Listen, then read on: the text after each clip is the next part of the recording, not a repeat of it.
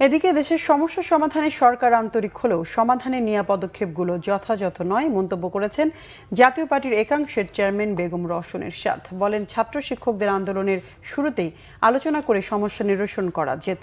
জাতীয় পার্টির প্রতিষ্ঠাতা চেয়ারম্যান হোসেন মোহাম্মদ এরশাদের পঞ্চম মৃত্যুবার্ষিকী উপলক্ষে স্মরণসভা ও দোয়া মাহফিলে রওশন এরশাদ একথা বলেন। বিকেলে রাজধানীর কাকরাইলে ডিপ্লোমা ইঞ্জিনিয়ার্স ইনস্টিটিউশনে এই আয়োজন করা হয়। রওশন এরশাদ অভিযোগ করেন, নিজেদের জাতীয় পার্টির বলে দাবি করলেও অনেকেই সাবেক রাষ্ট্রপতি এরশাদকে মুছে ফেলতে চাইছেন। তিনি আরও বলেন, যারা এরশাদের নীতি ও আদর্শে বিশ্বাসী তাদের মধ্যে কোনো বিভক্তি নেই, তারা এক আছে এবং ঐক্যবদ্ধ থাকবে। দলের নেতাকর্মীদের হতাশ না হবার আহ্বান জানান রওশন এরশাদ।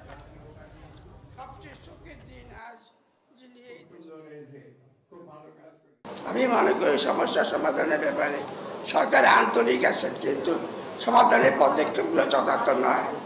ছাত্র শিক্ষকের আন্দোলন শুরু হতে না হতেই সরকারের উচিত ছিল আলাপ আলোচনার মাধ্যমে সমস্যা সমাধানের চেষ্টা করা। সরকার সেটা এখনও করতে পারে।